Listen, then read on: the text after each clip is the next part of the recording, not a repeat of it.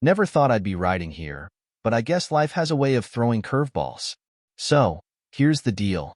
My name's Mike, I'm 34, and I've been married to Sarah, 32, for 8 years. We met in college. She was this outgoing, charming girl who could light up any room, and I was the quiet, laid-back guy who never thought I had a shot. But we clicked. Things moved fast, and before long, we were married. For the first few years, things were good. We traveled, went to concerts, and spent weekends with friends. We even talked about kids. But over the last year or so, things started to feel different. It wasn't anything obvious at first, just small changes that, in hindsight, should have set off alarms.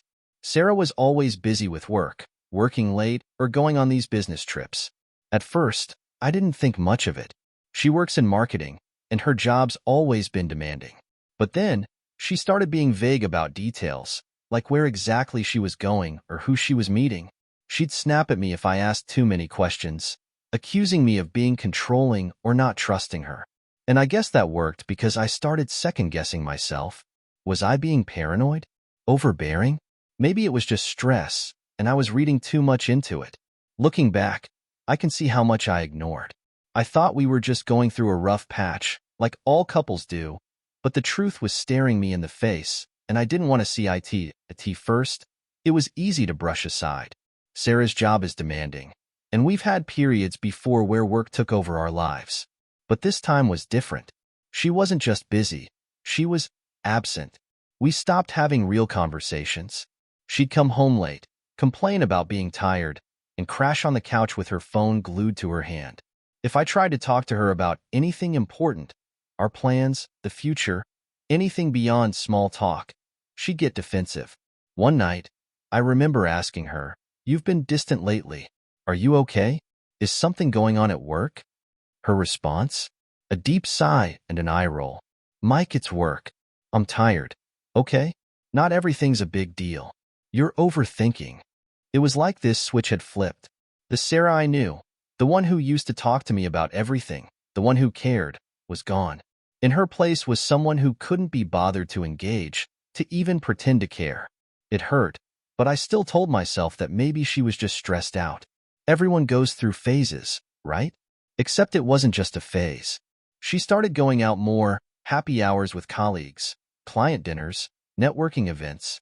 I wanted to believe her, but the doubt was creeping in. There were little things, like how she'd suddenly dress up for these work events, putting on outfits I hadn't seen her wear in years, like she was trying to impress someone. And then there were the nights when she'd come home smelling like a cocktail bar and perfume I didn't recognize. I asked her about it once, why she was so distant, why she was working late all the time. She gave me this annoyed look, like I was the problem. "Do you think I like being at work all the time? I'm doing this for us, Mike. Maybe if you appreciated what I do, you wouldn't be so suspicious." I felt like an idiot.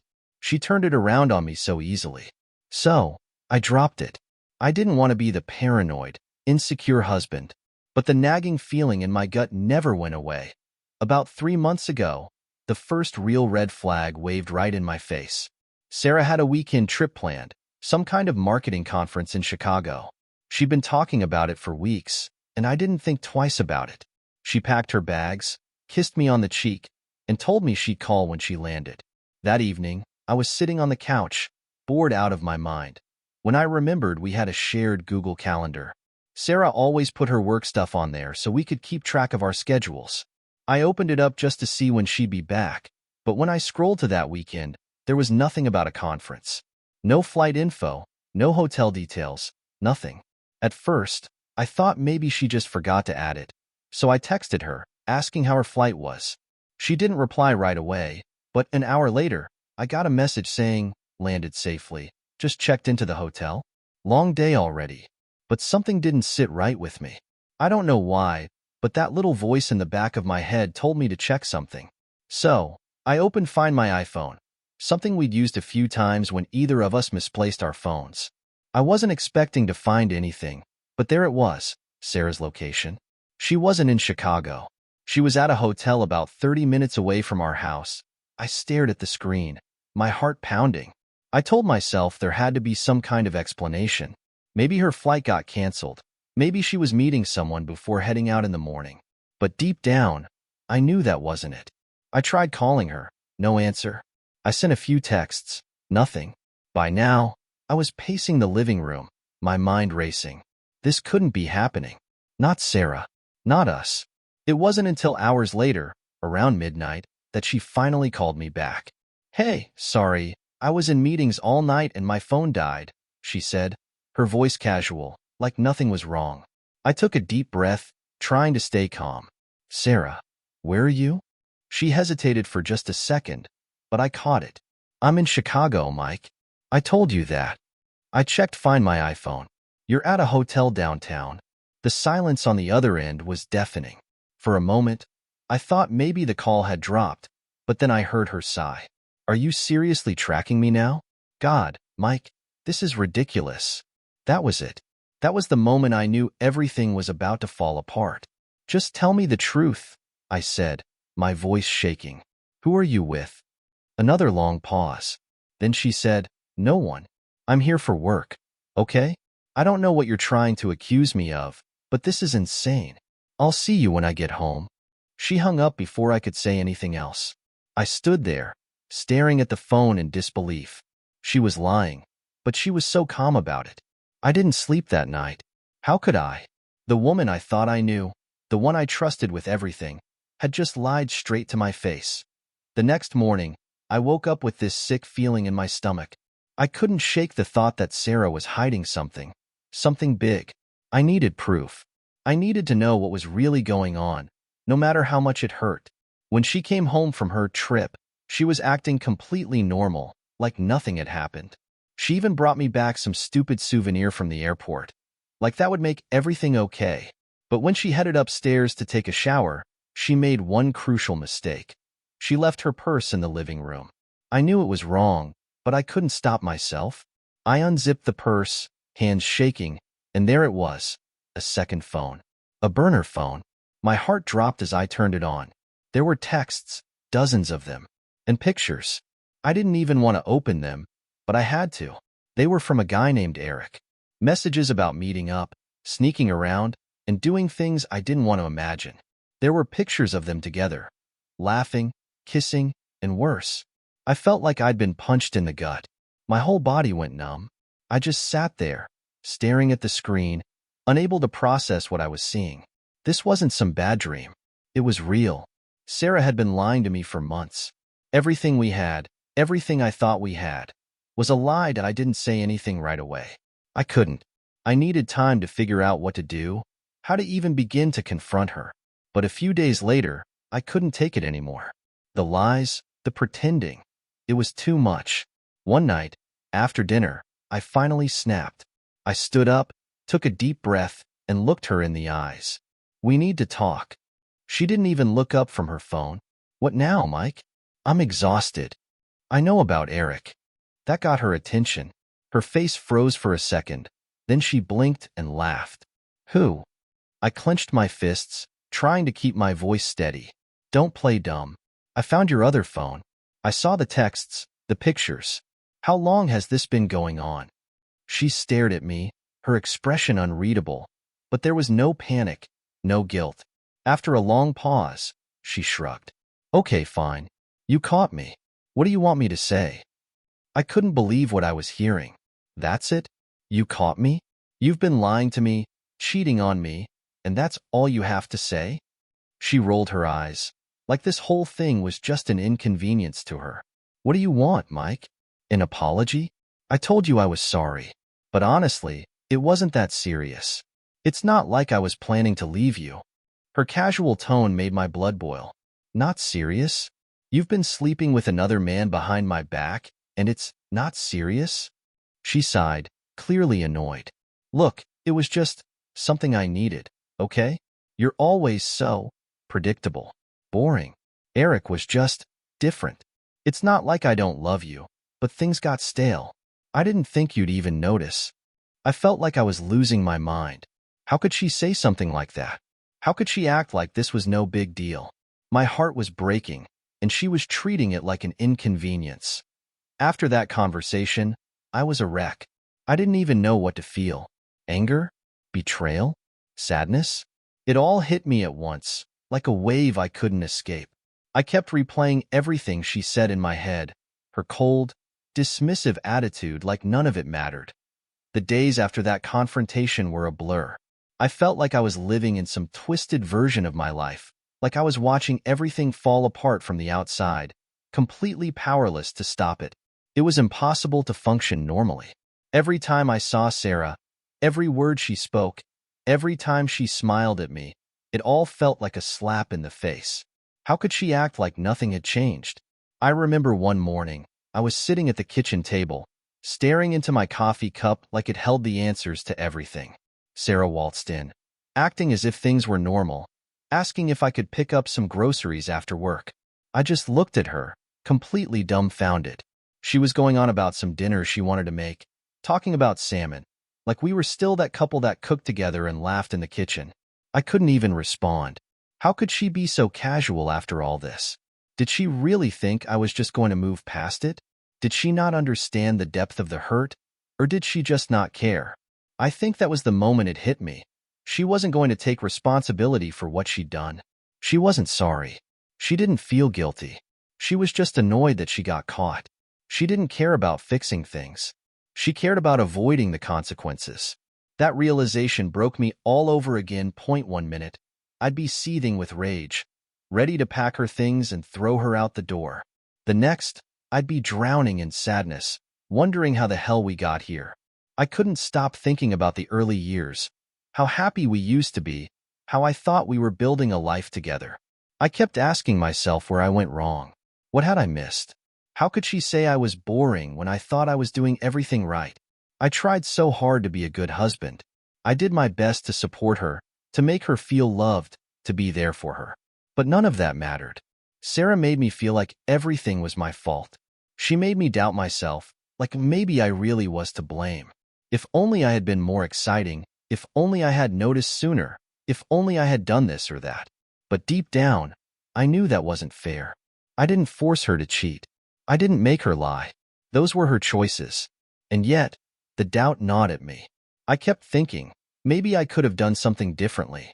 Maybe if I had been more attentive or adventurous, she wouldn't have gone looking elsewhere. It's a sick feeling, trying to justify someone else's betrayal by blaming yourself. After a few days of tension, Sarah finally sat me down. I thought, maybe, just maybe, she was going to show some remorse. Maybe she'd finally see the pain she'd caused, and we could talk about what the hell was going to happen next. I've been thinking, she started, her voice eerily calm, and I do feel bad about how things went down. My heart started racing, hoping for a real apology. But then she continued, I never meant for it to get this far, but you have to understand, Mike, I've been unhappy for a long time. It's not just about Eric. It's about us. Things haven't been the same for a while. You got comfortable, and I guess I needed more. I didn't want to hurt you, but at the same time, I didn't know how to bring it up. I sat there, stunned. This wasn't an apology. This was her trying to rationalize her cheating, making it about me and my supposed shortcomings. She wasn't sorry for betraying me. She was sorry she got caught. You're unbelievable, I said, shaking my head. So this is my fault now? You cheat on me, and it's because I wasn't good enough for you? Her eyes flashed with irritation. I'm not saying it's all your fault, Mike. I'm saying we both played a part in this. Maybe if you had paid more attention to what I needed, we wouldn't be here. That was the breaking point. I couldn't believe the audacity of this woman. After all the lies, the sneaking around, she was sitting here blaming me for her affair. I stood up, hands trembling with anger. No, Sarah, you don't get to turn this on me. You could have come to me, talked to me, but instead, you chose to lie. You chose to cheat. And now, you're trying to make me feel like it's my fault that you couldn't keep your promises. That's on you. She didn't say anything, just sat there with that same frustrated look on her face, like she was annoyed that I wasn't going along with her narrative. At that point, I didn't know how to process everything by myself. I hadn't told anyone yet, partly out of embarrassment. I mean, what guy wants to admit his wife's been cheating on him? But I knew I needed to talk to someone. So, I called my best friend, Dave. Dave's the kind of friend who's always been there, through thick and thin. We don't talk every day, but when we do, it's like no time has passed. I texted him late one night, "Man, I need to talk. It's bad." He called me within minutes. "What's going on? You okay?" I didn't even know where to start, so I just let it all out. The cheating, the lies, the burner phone, everything. By the end, I was shaking, barely holding it together. Dave didn't say much, just listened, and when I finished, he sighed deeply. "Mike, I don't even know what to say, man. That's beyond messed up. I knew Sarah could be a bit of a handful, but this? I didn't see that coming." "Yeah, well, neither did I muttered, rubbing my eyes. "I feel like an idiot. I don't even know what to do next." "Don't beat yourself up," Dave said, his voice steady. "You didn't do anything wrong. She made her choices, and now you've got to figure out what's best for you. But don't rush into anything. You're going through a lot right now." I nodded, even though he couldn't see me. Talking to him didn't magically make everything better, but it was a start.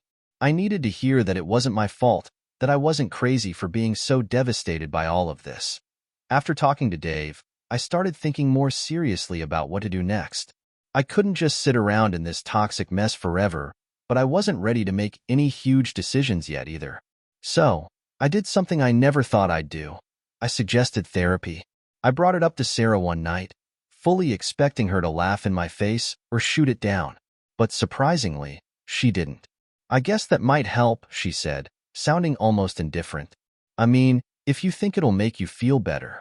Again with the subtle blame shift. But I didn't argue. Therapy might not fix us, but maybe it could help me sort through all this mess in my head.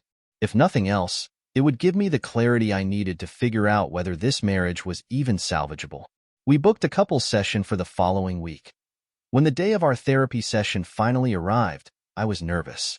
I didn't know what to expect or what I even wanted out of it. Part of me was hoping Sarah would have some kind of breakthrough and realize how much damage she'd done. Another part of me was already convinced it wouldn't help at all. The therapist, Dr. Evans, was calm and professional, sitting across from us with a notebook in her lap. She asked us to take turns explaining why we were there. I went first, trying to lay everything out without sounding too bitter, but it was hard to keep the emotion out of my voice. When it was Sarah's turn, she was cold, detached. She admitted to cheating, but her tone was flat, like she was just reciting facts. She didn't cry, didn't seem remorseful. When Dr. Evans asked her why she'd done it, Sarah said something like, "I needed excitement. I needed something different." She made it sound so simple, like cheating was just a necessary phase she had to go through to get whatever thrill she was missing. Dr. Evans asked how we felt about working on the marriage, and Sarah shrugged. "I mean, I guess I'm open to it, but I don't know if we can get back to where we were." It hit me then, like a brick to the face. Sarah didn't want to fix things. She was going through the motions because I'd asked her to, not because she actually cared. That night, after the session, I lay in bed staring at the ceiling. I realized that no amount of therapy was going to make her see what she'd done. She wasn't going to change, and I couldn't keep pretending like this was something we could fix if she wasn't even trying. I woke up the next morning knowing what I had to do. Therapy wasn't the solution, and Sarah wasn't the person I'd married anymore. Maybe she never was. I had to face the fact that the woman I thought I'd spend the rest of my life with didn't exist. That evening, I asked Sarah to sit down with me. When she saw the look on my face, I think she knew what was coming. "I can't do this anymore," I said, my voice trembling but firm. "I've been trying to figure out if there's anything left to save, but there's not. You don't want to work on this, and I can't keep living like this, wondering if I'm good enough, wondering if you'll just lie to me again." "It's over, Sarah." She didn't argue. She didn't cry. She just nodded, almost relieved. "Yeah, maybe you're right." That's when I realized it wasn't just that she didn't care about me anymore. She was done, too. She had been for a long time. We'd just been living in this limbo, waiting for one of us to call it quits. It's been a few weeks since that night. We've started the process of separating, and I'm still trying to wrap my head around everything that's happened. I've gone through all the stages: anger, sadness, regret, but mostly, I feel free. It hurts, of course, but there's a part of me that feels lighter now that I'm not living in the constant shadow of doubt and betrayal. Looking back, I realized that no matter how hard you try, you can't make someone love you the way they used to. You can't force someone to respect you, to be faithful, to give a damn about the life you're building together. If they're checked out, they're checked out. My advice to anyone going through something similar? Trust your gut. Don't let someone convince you that you're crazy or paranoid when something feels wrong. And if they're not willing to put in the effort, don't waste your time chasing after something that's already gone. Life goes on, and I know I'll be okay. It's just going to take time to heal. But at least now, I'm not living in a lie. That's something.